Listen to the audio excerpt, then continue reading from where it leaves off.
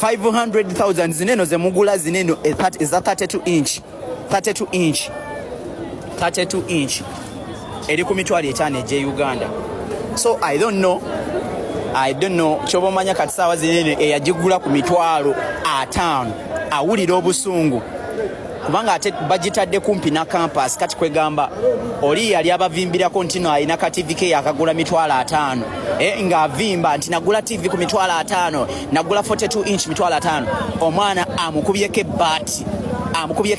aleeta na 42 inch ku mitwalo 6. So kati ekiri waneeno kyobomanya ndozo olaba bagezaako kugoba abantu baddeyo waka naye abantu baganye bagezaako gamba nti no sawa operation hour sawa ezokukola operating hours ziweddeyo nga wolaba bataddeko closed naye namungi w'omuntu akyali waneeno baganye obiwulira